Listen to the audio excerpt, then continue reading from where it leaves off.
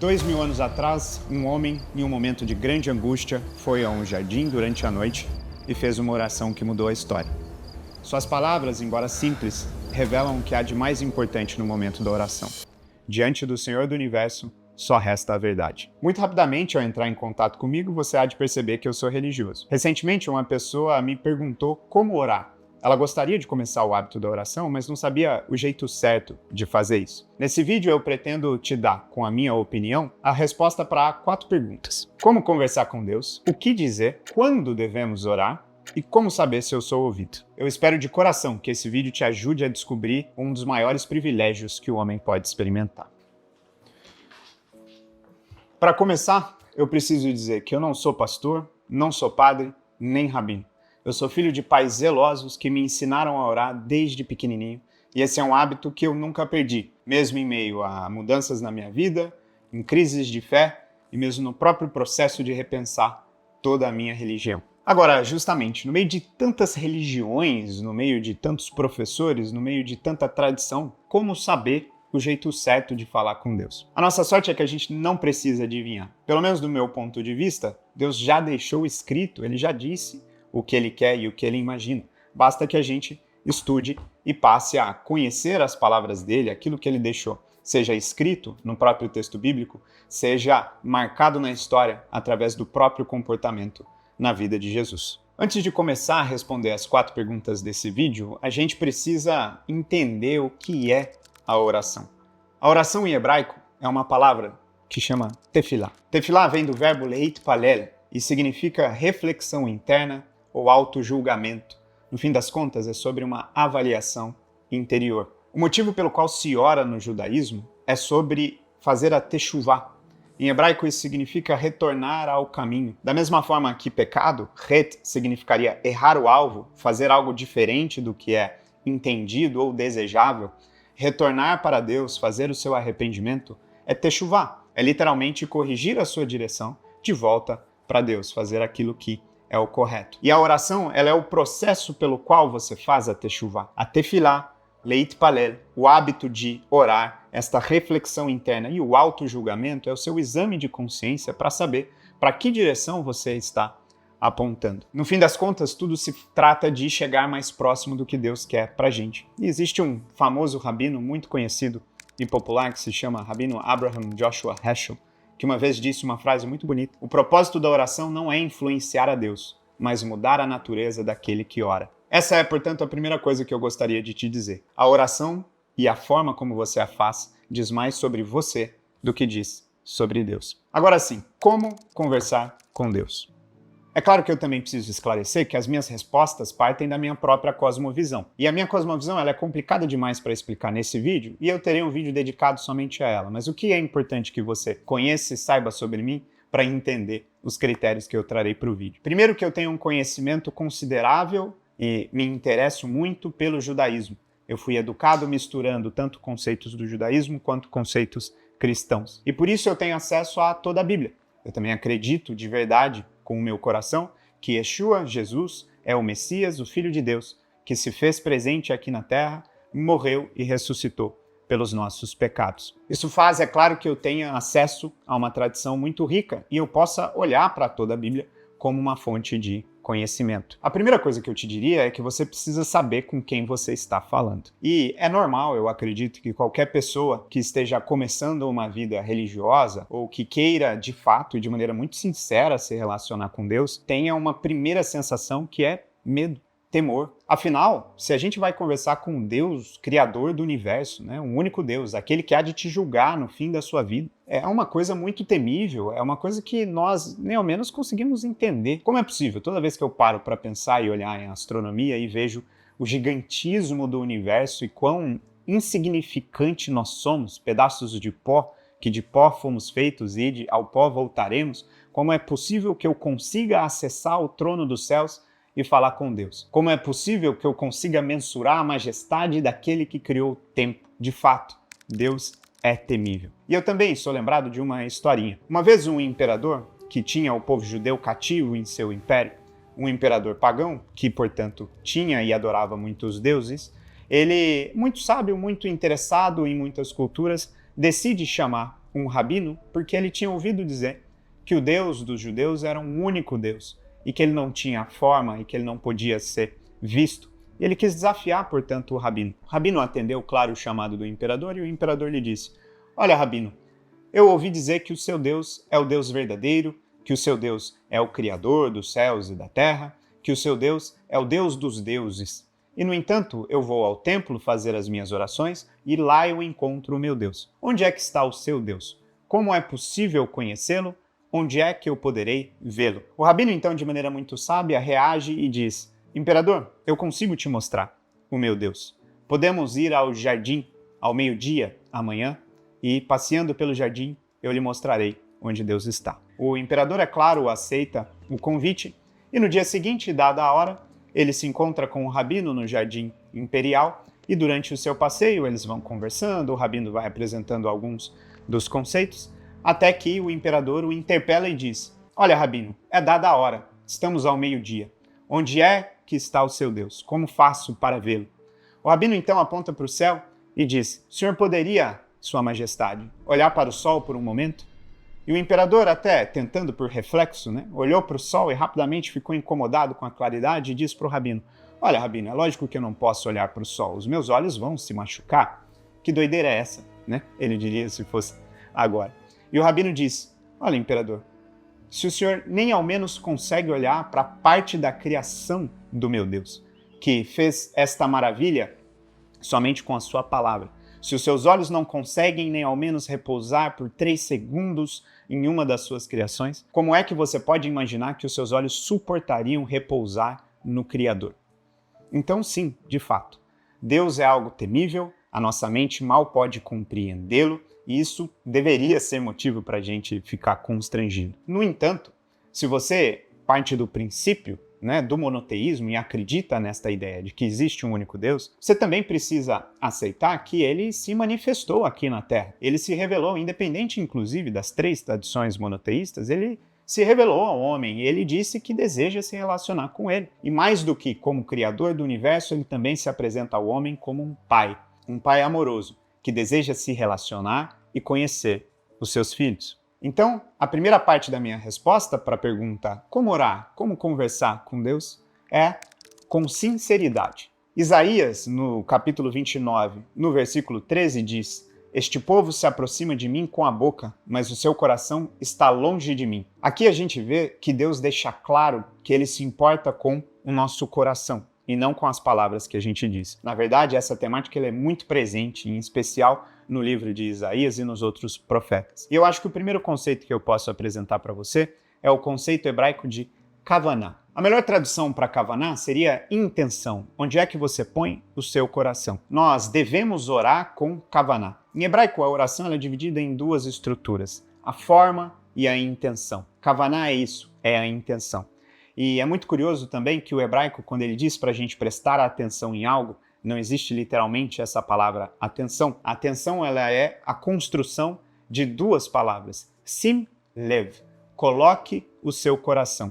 É assim que a gente foca e presta atenção em algo. Então, quando a gente ora, a gente deve colocar o nosso coração naquilo. A nossa intenção ela tem que ser correta e a gente deve ter foco no que a gente está fazendo. Uma outra maneira de dizer isso é, quando você for orar, esteja presente nesse momento. Lembrando que a gente está falando também com um ser onisciente quando a gente ora. Ao falar com Deus, o texto bíblico inclusive diz que ele conhece as nossas palavras antes mesmo que a gente as diga. Não faz sentido nenhum que você não seja completamente sincero, completamente franco, completamente verdadeiro durante o momento da oração. E por isso, a forma de orar também é dizendo a verdade, investigando o seu coração, aproveitando o fato de que diante desta pessoa, desta figura, diante do Criador do universo, você já não tem a alternativa de ter que atender qualquer expectativa que não seja simplesmente ser quem você é. É uma pessoa que já lhe conhece por inteiro.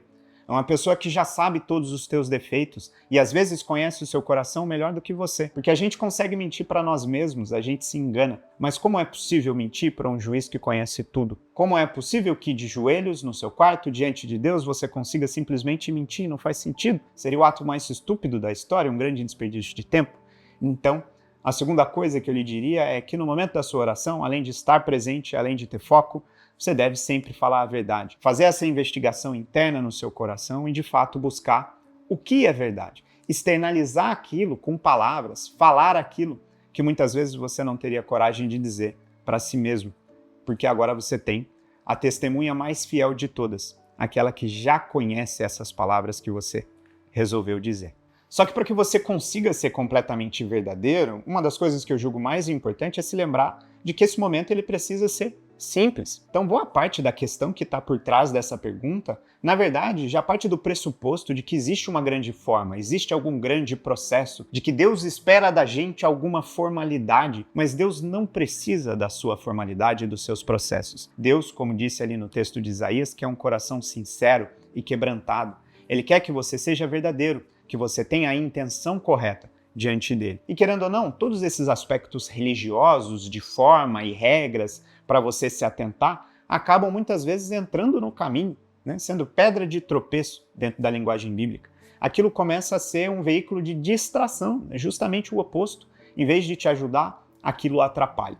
Então, a minha recomendação aqui é que, no momento da oração, limpe-se das expectativas. Para de pensar se você está fazendo certo ou não. Foque somente no fato de se você está sendo verdadeiro ou não com as suas palavras. Ainda dentro desse tema, eu acredito que uma das principais recomendações nos foi deixada por Jesus, dizendo para que a gente evite as vãs repetições. Diz o texto: nas vossas orações não useis de vãs repetições como os gentios, que pensam que por muito falarem serão ouvidos. Gentios é um termo dentro da tradição judaica para aqueles que não são do povo de Israel. E, inclusive, por esse motivo, na época, não é?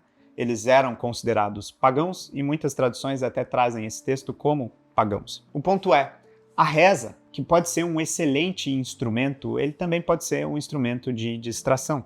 Eu julgo, inclusive, que ela pode se tornar o pior inimigo da oração. Um rabino que eu gosto muito, de nome Joseph Shulam, ele diz que a religião é a principal inimiga da fé. Eu acho que é justamente esse o cenário que a gente está discutindo aqui. Por que isso? Porque a religião ela te dá instrumentos para você engajar que meio que estão dentro da mesma área da fé, que é o relacionamento com Deus. Teoricamente é para isso que a religião serve, né? Te ensinar a relacionar com Deus. Mas a religião é para os homens. Deus não precisa de religião. E no fim, a gente acaba muitas vezes se distraindo com esses elementos e aí a gente foca muito mais em ser um bom religioso do que em falar com Deus. De novo, o texto de Isaías que eu trouxe aqui, o que importa é o coração. Então, novamente eu trago o texto de Jesus aqui à mente, que é: nas suas orações, não dizei vãs repetições. No momento da sua oração, não faça somente rezas, deixe um espaço para você fazer uma oração espontânea, para você falar com as suas próprias palavras aquilo que existe dentro do seu coração. E agora, para mim, tem um dos elementos que é mais importante. A gente também deve orar em segredo. No mesmo monte, Jesus disse: quando orardes, não sejais como os hipócritas, porque gostam de orar em pé, nas sinagogas e nas esquinas, mas tu, quando orares, entra no teu quarto e, fechando a porta, ora a teu Pai em secreto. A congregação ela serve para fortalecer a nossa fé, e é óbvio que a cerimônia religiosa que acontece lá dentro, ela é milenar e as tradições elas estão lá para fazer com que a gente interaja com a mensagem da nossa fé. E é importante participar disso, tanto para a formação do imaginário da criança, quanto para o exercício da sua fé por meio da religião. Mas quando a gente está falando de oração, de um momento íntimo entre você e o seu Pai, entre você e o Criador do Universo, é importante proteger esse ambiente para que você consiga ser totalmente franco, para que você consiga investigar o seu coração. E é óbvio que nesse processo você vai ter diversos sentimentos e você precisa estar confortável em expor esses sentimentos, em viver essas sensações. E muitas vezes no ambiente público isso será, primeiro, atrapalhado caso meramente a forma progrida, não é momento de fazer outra coisa agora na cerimônia, ou porque você está em público, as pessoas estão te olhando e talvez você comece a se importar com quem está à sua volta. Então, uma das minhas recomendações aqui principais é que, no momento da sua oração, vá para o seu quarto, porque o próprio Deus disse isso. E lá, fale com Ele, em secreto. E aí a gente pode seguir para a nossa segunda pergunta. O que dizer? Também para essa pergunta, Jesus nos ajudou bastante. A gente lê em Mateus 6, 9 a 13. Portanto, vós orareis assim: Pai nosso, que estás no céu, santificado seja o teu nome. Venha o teu reino, seja feita a tua vontade, assim na terra como no céu. O pão nosso de cada dia nos dá hoje. E perdoa-nos as nossas dívidas, assim como nós perdoamos aos nossos devedores. E não nos conduzas à tentação, mas livra-nos do mal, porque teu é o reino e o poder e a glória para sempre. Amém. A gente pode olhar para essa oração literalmente, tanto que ela é talvez a oração mais comum na boca de todos os cristãos. Mas a gente também pode olhar para a sua estrutura e entender os princípios por trás de uma boa oração. A oração, portanto, começa com a santificação do nome de Deus, um processo de louvor. Quando você for orar e não souber o que dizer, essa talvez possa ser a primeira coisa a ser dita. Você, mera criatura, pó que és, pode estar diante do trono dos céus. E por que não dizer um louvor, uma adoração? Identificar que Deus está acima de você, reconhecer a sua grandeza e o privilégio desse momento de que Deus, o Criador do universo, que criou toda essa natureza imensa, quis se relacionar contigo e lhe permitiu estar diante da presença dele. É válido, claro, que a gente dedique palavras de louvor e de santificação ao nome de Deus. Inclusive, também disse Jesus, né? Se elas se calarem, as pedras clamarão. Então, a natureza inteira diz da grandeza de Deus. Nós, como parte da natureza, devemos fazer isso também. Então, agradecer esse momento, reconhecer a grandiosidade de Deus faz parte do processo de uma boa oração. E em seguida existe um processo de intercessão ou da demonstração do desejo pelo reino de Deus manifesto aqui na terra. Isso era parte muito importante da teologia de Jesus, o reino dos céus, mas eu não acredito que eu tenho tempo para expor isso aqui nesse vídeo, fica para um próximo. O que importa é que existe a clara demonstração do desejo de que aqui na terra a gente possa viver e experimentar as coisas como Deus quis, e a gente deve interceder por isso. No caso, para trazer de maneira mais concreta, olha para você, sabendo o que Deus exige e o que Deus pediu da gente, o que Jesus instruiu a gente a viver, e sabendo que você precisa melhorar para alcançar essa estatura do varão perfeito, como está no texto bíblico, por que você não ora a respeito de algo que você sabe que precisa melhorar? Às vezes você precisa de ajuda para ter a fortaleza de dizer a verdade num momento difícil. Às vezes você precisa de ajuda para ser paciente, seja com seus filhos, seja com o próximo. Às vezes você precisa ser mais amável. Então você pode interceder e desejar para que você seja transformado em alguém mais próximo do que é o reino dos céus. Para que você seja, de fato, um embaixador desses valores divinos aqui na Terra e se comporte como tal. Em seguida, a gente tem a afirmação da dependência diária para a provisão das nossas necessidades. Dentro da Shacharit, da oração da manhã, da tradição judaica, existe ali uma bênção que diz: muito obrigado, Senhor, nosso Deus, Rei do Universo, né, que provê todas as minhas necessidades. E eu acho isso, de fato, muito importante. Aqui a gente vê, na fala de Jesus, também seguindo, né, esta tradição, agradecendo pelo pão que nos foi dado hoje. E isso demonstra a nossa dependência de Deus para que as nossas necessidades sejam supridas. Hoje o homem moderno, dentro da sua rotina, muitas vezes se esquece de quantas coisas estão in place, quantas coisas estão estruturadas para que a gente viva uma vida confortável. Mas o nosso próprio teto, ele é uma provisão. A nossa saúde, ela é uma provisão. O sistema financeiro funcionando para que eu consiga transacionar para comprar o pão, ele é uma provisão. Nós somos plenamente dependentes de Deus para que a gente consiga aquilo que nos sustenta. Então, também é muito importante se colocar diante da presença divina, reconhecendo a sua fragilidade e pedindo mesmo, intercedendo pela provisão de Deus para suas necessidades. Isso inclui fazer pedidos. Muitas pessoas também têm a dificuldade de fazer pedido a Deus porque elas não querem chegar diante de Deus fazendo pedidos. Muitas outras têm muita facilidade, não é? Inclusive, dentro do paganismo, isso é muito mais comum. Você faz trocas com a divindade. Você interage com ela para pedir coisas. Mas existe uma dose correta, existe o equilíbrio correto de você pedir aquilo que precisa para um Deus que prometeu te dar. Em seguida, a gente vê que Jesus nos ensina a pedir perdão pelos nossos pecados e, claro, também a praticá-lo. E essa talvez seja uma lição muito importante, não é? Eu estou pedindo algo a Deus, uma misericórdia da parte de um rei, mas eu estou dizendo que, eu da mesma forma estou tentando praticá-la para que eu seja, se não digno, mas pelo menos que eu não seja um hipócrita, né? Para que tenha coesão. A mesma coisa que eu tenho lhe pedido, eu tenho tentado praticar. E Deus é maior, é grandioso, é altivo, Ele pode nos fornecer esse perdão. Então, você deveria, na sua oração, pedir perdão pelos seus pecados. Você deveria reconhecer aquilo que você fez de errado ao longo do seu dia. Você deveria reconhecer aquilo que você está em falta e pedir a ajuda de Deus, tanto para que Ele lhe perdoe pelas suas faltas, mas também para que Ele lhe dê a instrução, a força de caráter para que você corrija aquilo, a estratégia talvez que você precisa para mudar o seu comportamento. Vale dizer também que uma parte muito importante da sua oração deve ser reconhecimento dos seus pecados diante do trono de Deus e pedir perdão. O judaísmo viveu toda a sua história com um templo onde o perdão era resolvido por meio de sacrifício, não é? É preciso haver sangue para que haja perdão. Então a gente confessava os nossos pecados e um animal morria em nosso nome para que aqueles pecados fossem perdoados.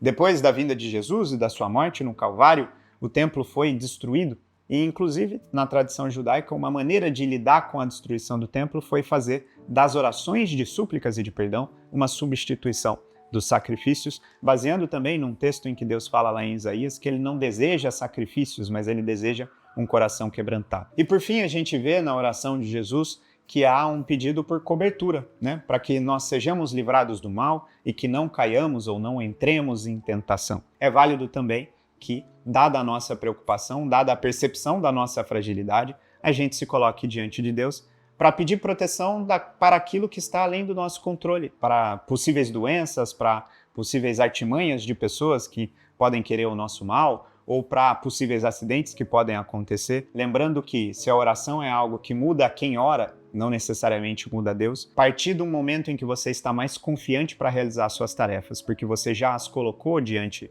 dos céus e você acredita na proteção divina, certamente é um ponto positivo. E aí a gente pode seguir para a nossa terceira pergunta. Quando orar? A Bíblia é muito clara em dizer quando a gente deve orar. Você consegue ler nas cartas de Paulo, em 1 Tessalonicenses, no capítulo 5, versículo 17, orai sem cessar. E você também consegue ler, numa introdução a uma parábola que Jesus trouxe aos seus discípulos, no livro de Lucas, a frase sobre o dever de orar sempre e nunca desfalecer. Isso está em Lucas 18, verso 1. Então, a gente deve orar sempre, e eu poderia simplesmente progredir daqui. Mas eu acredito que não só você pode orar antes de grandes decisões, quando tiver dúvidas, quando as coisas estiverem muito bem e você quiser, dar ações de graças e agradecer, quando as coisas estiverem muito ruins e você precisar aliviar a angústia que você está vivendo, mas eu acredito que a melhor forma de orar é de fato criar o hábito da oração. Para que você ore sempre, não quer dizer que continuamente você vai estar falando com Deus, a todo instante, mas sim que isso seja parte da sua vida, tal como todas as suas necessidades, não é? Você tem a necessidade fisiológica e você também tem a necessidade espiritual. E a maneira como eu recomendo que você inicie esse hábito seria orando pela manhã ao acordar e orando à noite antes de dormir. Por quê? Não só é também da minha tradição que a gente faça isso, A gente tem estruturado ali 3 momentos de oração no dia, mas é porque isso se provou para mim como o elemento mais fundamental para que eu não perdesse o hábito da oração. Porque tudo cai em rotina, E mesmo a sua oração, caso você não tome cuidado e não faça com kavaná, você acaba caindo em rotina. Os seus temas de oração, se sua vida estiver tranquila, serão praticamente os mesmos, e os momentos de oração serão praticamente os mesmos, mas o que é importante? É importante que você tenha firme dentro da sua vida as suas próprias expectativas de, peraí, eu tenho um momento para Deus. A primeira coisa que eu gosto que é muito bonito, que é a sua primazia, os seus primeiros frutos, como estão na Bíblia, deveriam ser para Deus em agradecimento e não tem primazia maior do que o seu tempo. Então, quando você acorda, você deveria entrar diante da presença de Deus para agradecer o privilégio de estar vivo. A gente tem uma oração no judaísmo que diz Modeh ani lefanecha, Dou graças a ti, ó Rei vivo e eterno, porque devolveste minha alma com grande misericórdia. Grande é a sua fidelidade. Porque existe esta crença, No momento em que você dorme, você abre mão de todo o controle, você não é mais capaz de se defender e muito menos você não tem controle nenhum sobre a sua própria saúde. E, no entanto, todo dia, quando você abre os olhos, lá você está, de novo com o privilégio de viver mais um dia com algo que nunca foi o seu controle. É um mataná, é um presente. Você agora tem a chance de viver mais um dia, de fazer as coisas certas, de amar os seus familiares, de dar bom testemunho, de construir algo que fique para sempre aqui, para as próximas gerações. Então, todo dia é um presente e é óbvio que uma pessoa boa, educada como você deveria agradecer por esse presente. Mais do que isso, praticando até o próprio Pai Nosso, você poderia pedir pelas coisas do dia. A saúde, a sabedoria, a temperança para viver um bom dia de trabalho, para conseguir sucesso ali, para lidar com os seus familiares da maneira adequada. E aí depois, chegada a noite, você tem a chance de avaliar o seu dia. De novo, leit palel, não é? O hábito da oração. Refletir internamente se aquilo que você fez é condizente com as suas expectativas e condizente com as expectativas de Deus sobre você. E aí você pode pedir perdão por aquilo que você errou, fazer notas mentais de como melhorar naquilo que você precisa melhorar, agradecer pela oportunidade que aconteceu e então dedicar a Deus o seu dia que você viveu e descansar. Quem sabe com o direito de viver mais uma chance no dia seguinte. E então, por fim, a gente pode responder a nossa última pergunta. Como saber se eu sou ouvido? Os salmos muitas vezes dizem que Adonai shomea tefilatenu.